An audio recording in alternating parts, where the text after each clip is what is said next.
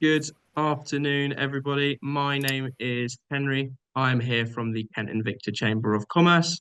I'm delighted to welcome you to Business Bites today.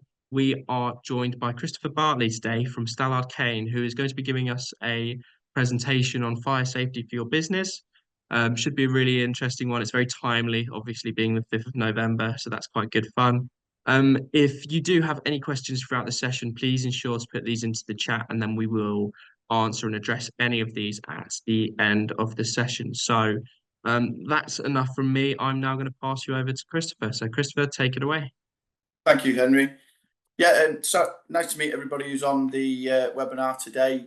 My name's Chris Bartley, and I'm a Senior Health and Safety Advisor for a company called Stallard Kane. We provide health and safety training, HR, employment law, and risk solutions services throughout the UK. Part of our risk solutions team, we include a fire risk assessment team who are carrying out fire risk assessments throughout the UK, and I liaise quite heavily with them, passing clients on to them who require fire safety advice and fire risk assessments. I've worked for the company for about 12 years now, working on, as I said, with many different departments.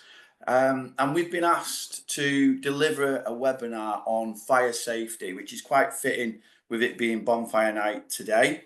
The webinar is about fire safety in your business. So what we wanted to look at is the importance of fire safety in the workplace. We wanted to look at what the impacts could be on the business and, of course, individuals. We want to look at the legal duties that businesses have to comply with under fire safety legislation. And then we will look at some basic fire safety hazards that might be found in the workplace. Of course, dependent on the type of business that you are and the complexity of the premises would depend on what hazards we may find in the workplace. We'll also look at some basic fire prevention strategies. So what can be done to reduce the risk of a fire happening and to make sure that we preserve life in the event of a fire. There'll be a question and answer session at the end that Henry will. I'll hand over to Henry, and he will. Any questions that have been put in the chat, he will pass over to me. If there's anything that I can't answer today, I will pass that on to our fire risk assessment team, and we have everybody's email, so we'd be more than happy to help with some advice. Okay, so let's have a look at the importance of fire safety. Now, I believe there's a couple of people on the webinar today that are members of the Fire and Rescue Service, so they will be able to vouch for the fact that throughout the year that they are visiting and attending many fires, both domestic and commercial. Now, each of these fires brings with it the potential for fire-related deaths and injuries, not to mention, if you're a business, the huge financial implications that a business can suffer from downtime and damage to the property due to fire and water damage that occur once a fire has happened. Now, some of the impacts of fire, so we know that fire has the potential to cause fire-related deaths and injuries, and this can occur in several ways. So the heat from a fire can directly affect people, obviously through physical burns and inhalation of superheated air, which can burn the lungs and can cause heat stroke. Now, more often than not, it's smoke inhalation that get to the occupants of a building first, and it's in particular inhalation of toxic gases that are produced through the burning of combustible materials. And that's often what is the cause of the fatalities before actually the physical burning. There's also the impact of being injured through falling while trying to evacuate a building, or crushing injuries due to a number of people trying to evacuate and falling over in the event of a fire. Injuries can be caused through broken glass or falling parts of a structure, or even the contents of a structure. So, you know, in the event of a fire, I've known warehouse racking with pallets and materials on it all to collapse due to the intense heat of a fire. Now, people can also suffer post-traumatic stress following the events of a fire. Now, I always remember, I'm talking a long time ago now, I was at school in the 90s, and we had a fire in our science block. It was only a small fire, and the teacher sort of dealt with that pretty fast using a fire extinguisher. But the fire alarm went off, and there was still quite a lot of smoke, and we all had to evacuate. In fact, the whole school had to evacuate. But there was one girl that she just sat at the desk. She froze and she wouldn't evacuate. The teachers found it quite hard to get her to evacuate. She had her head in her hands, and yeah, she was getting physically upset. And it turns out that this was because when she was a small child, she was involved in a domestic fire. And still many years later, when she was a teenager, she was suffering from the post-traumatic stress of this. And I'm guessing that's sort of the first sort of experience I've had where I've seen somebody suffer, you know, from a traumatic experience that they've had in their life. So we need to look at the legal duties that businesses have under fire safety legislation. So most fires are preventable. And if you're a responsible person for a workplace or a building in which the public have access to, you can reduce the risk of fire by taking the responsibility for adopting the right behaviours, implementing preventative measures and suitable emergency procedures. Now, the actual legislation that places duties on property owners of commercial properties, business owners who are in charge and responsible for commercial properties, landlords and potentially managing agents is the Regulatory Reform Fire Safety Order, which came out in 2005. And in summary, it mentions the responsible person. Like I said, be a building owner, person in charge of a building. It could be a person in charge of a business. It could be landlords or managing agents. And your duties are to carry out a fire risk assessment. Now, generally, you're going to need a competent person to carry out a fire risk assessment. The more complex a building is, the more complex and high risk the activities and the processes you have within your business, you're going to need a competent fire risk assessor.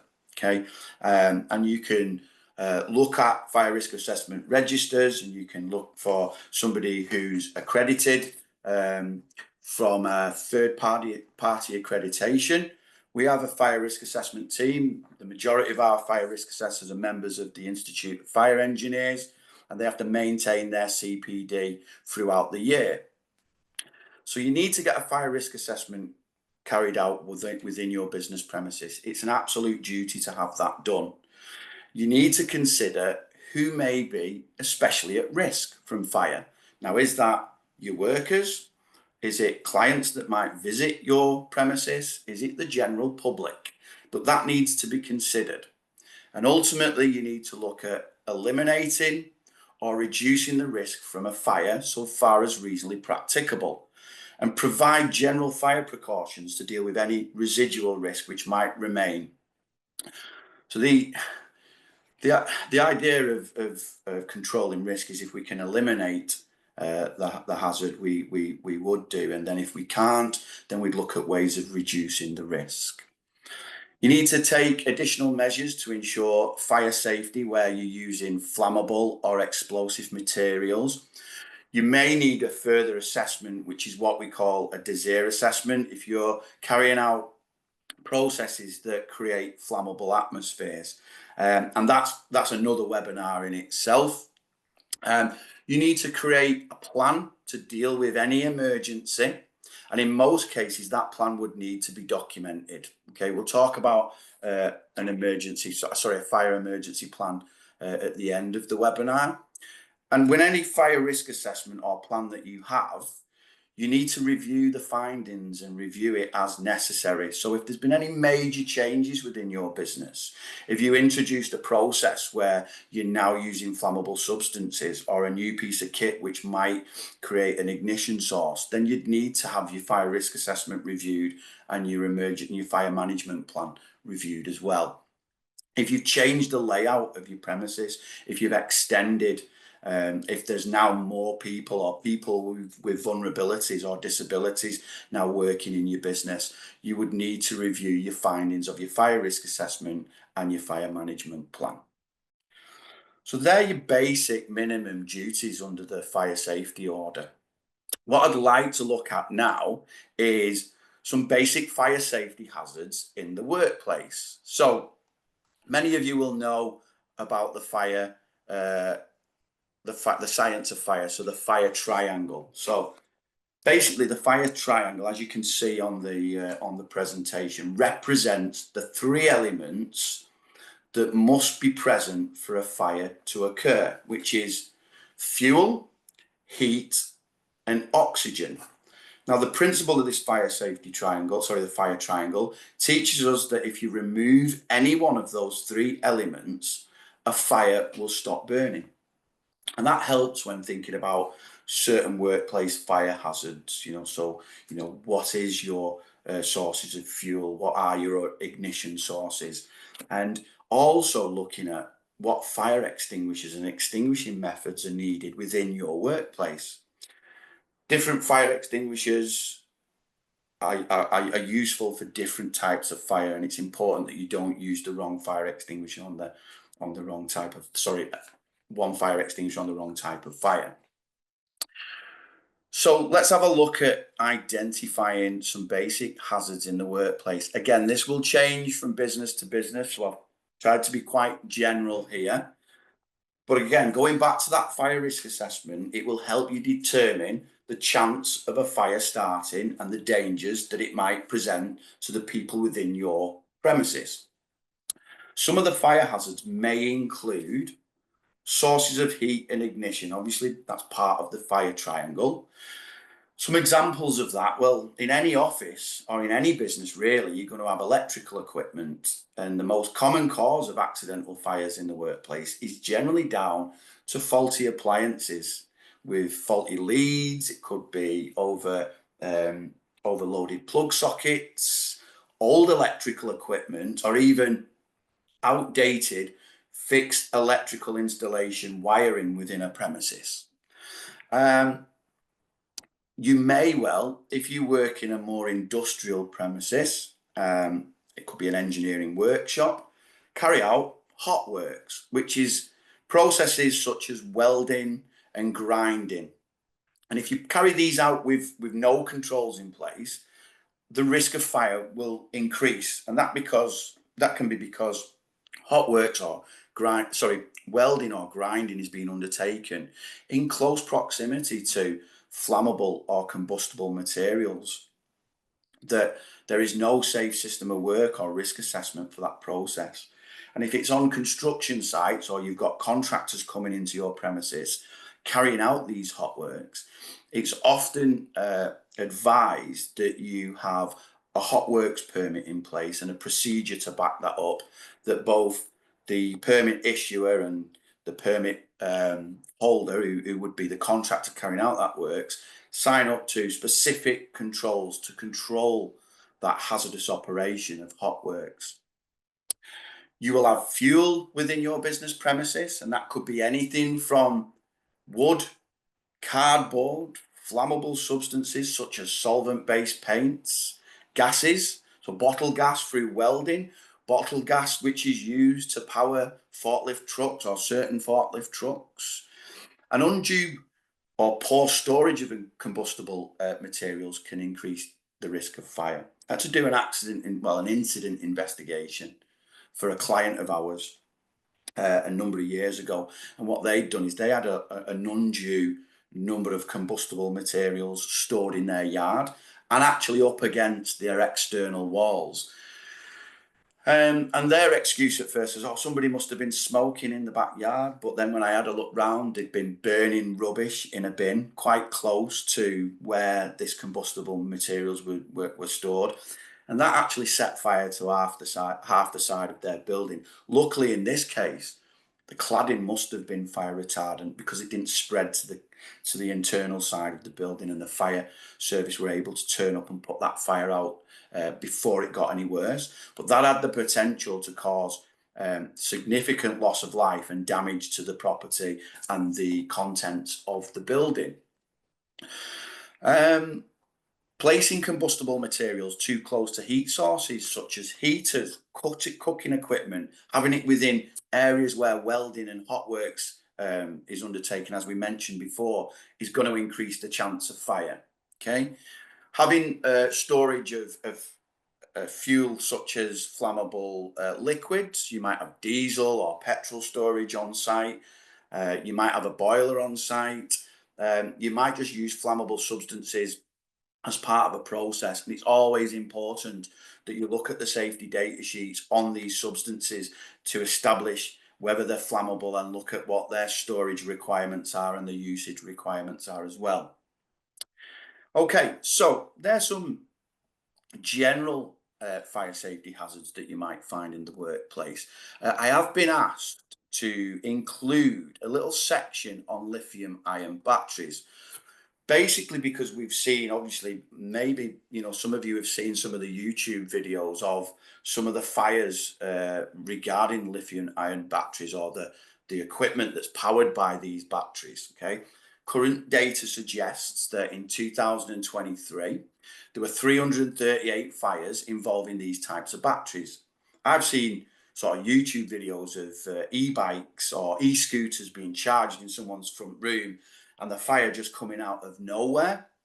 I have a number of clients that will use these batteries for electric pallet trucks, potentially power tools, and other battery powered equipment within the workplace. Okay, some basic good practice measures would be only to use equipment and chargers supplied by reputable manufacturers. Make frequent inspections of batteries for any signs of damage. Now, if you find that the batteries are damaged or defective, then you must never use them and you must dispose of them in the correct way. Ensure that battery handling and storage areas are dry, cool, well ventilated, and free from high levels of humidity. Ensure that battery charging is well managed by competent staff, that batteries are removed from chargers after charging is complete, they're not overcharged, that batteries are not left on charge in unoccupied locations, and in particular, overnight when everybody's gone home. Train staff or give staff information on emergency procedures and specific instructions for dealing with damaged or faulty batteries, or what to do in the event of a fire from a lithium-ion battery fire. Keep batteries not in use in appropriate containers, such as metal battery storage cabinets or fireproof safety bags for the smaller batteries that might power tools. And have a dedicated area to battery storage and limit the size of that area as well. So they're general fire safety hazards and a little bit of information on lithium-ion batteries. If we have a look at the next slide, I wanted to provide you with some basic fire safety prevention strategies that most people can implement in the workplace, would generally come from your fire risk assessment again. But some practical ways of controlling the risk would be to look at controlling your sources of ignition. Make sure that things like hot works are carried out in dedicated areas away from flammables and combustible materials. And any contractors doing any hot works on your site sign up to a permit to work system. So keep your sources of ignition and your flammable substances apart. Look at your supplier safety data sheets for information about substances that might be flammable.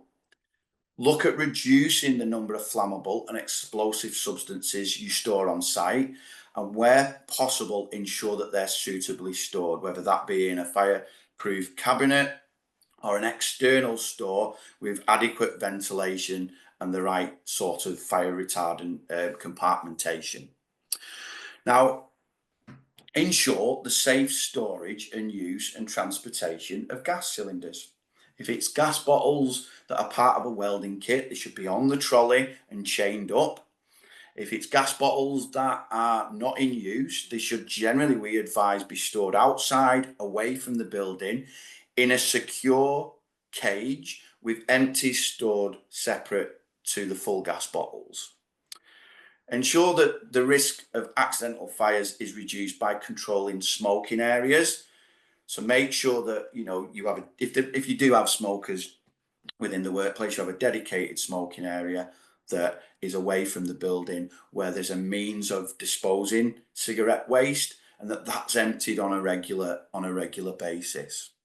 It's important that you carry out maintenance on your electrical installation and equipment by having your fixed wiring tested, generally every 5 years, but in more industrial premises every 3 years, and ensure that your portable electrical appliances are pack tested and that's all up to date. Ensure good housekeeping, avoid undue buildup of rubbish, dust and grease. Provide a means of detecting fires and fire warning systems. So that might be that you have automatic detection and break glass points installed for more complex premises. For a basic open plan unit, it could be fire alarms or bells. Ensure that your escape routes are suitably illuminated in the event of a fire by use of emergency lighting. And maintain compartmentation and ensure that fire doors are checked on a regular basis and that they're in good working order. Ensure that the correct firefighting equipment for putting out fires quickly is provided.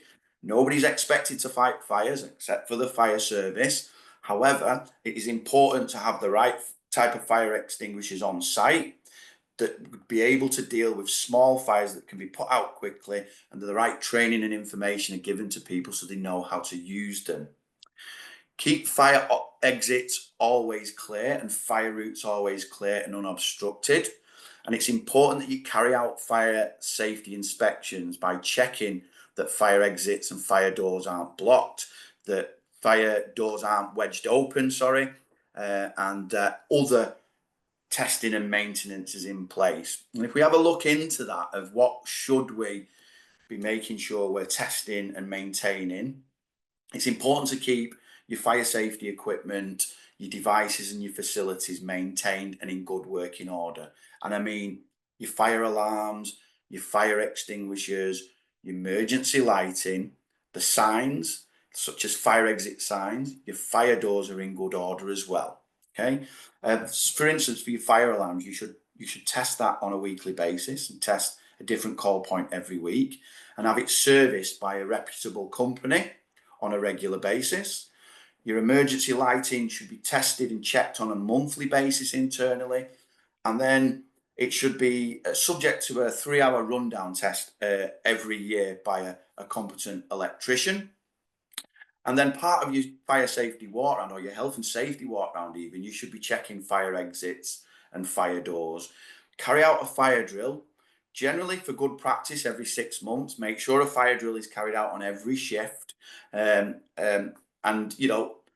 sometimes most companies do it every 12 months, but 6 months for good practice. And then once you've observe that fire drill, feedback to the occupants, any findings or challenges that you've come up against, so you can improve it the next time that you have a fire drill. And in particular, if you ever have to evacuate in the event of a fire.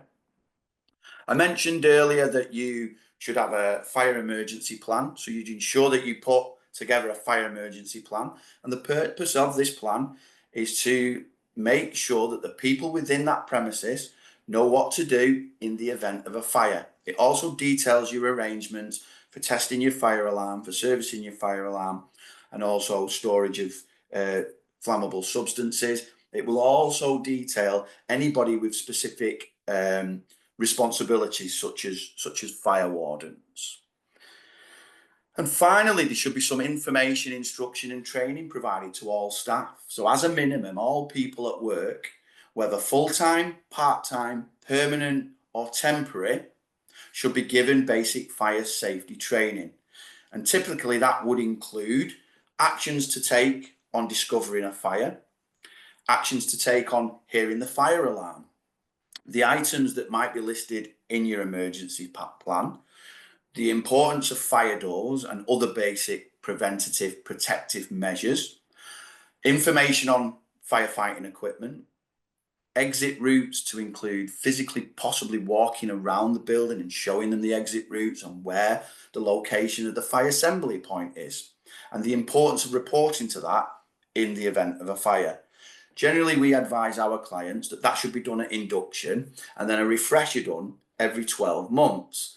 Now, you might require further, more formal training for those with specific responsibilities, such as fire wardens or fire marshals, and that would include their roles and their responsibilities in regards to ensuring safe evacuation of the occupants, and they can even get involved in the testing and the maintenance regimes for checking the fire alarms, doing the fire safety walk round, and that can often include fire extinguisher training as well. I know the person that we use in our fire safety team, they do fire warden training and they do an add-on of fire extinguisher training as well.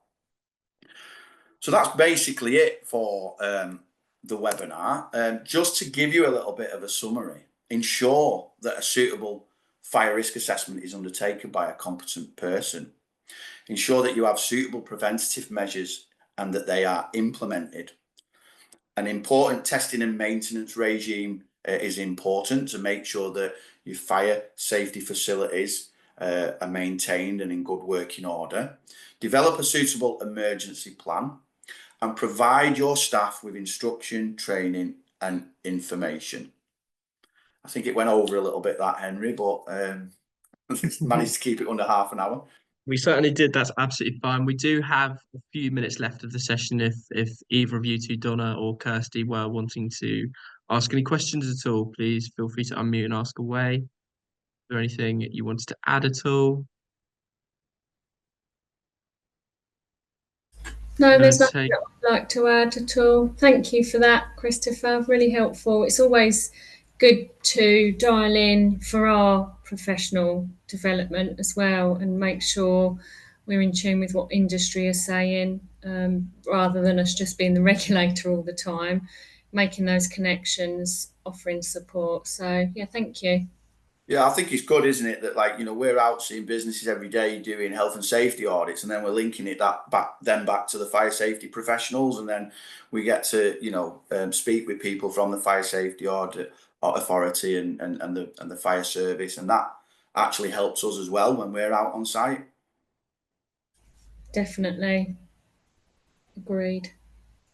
Perfect. Fantastic. I'm going to take that as a no to any further questions. So I would just like to reiterate my thanks to Christopher for that really informative session. Obviously such an important topic to be discussing and making sure we can be as secure in that space as possible. Thank you to everyone who attended today. And yeah, I've been Henry from the Kent and Victor Chamber once again. I hope you all have a fantastic rest of your day. Take care. Thank you. Thank you.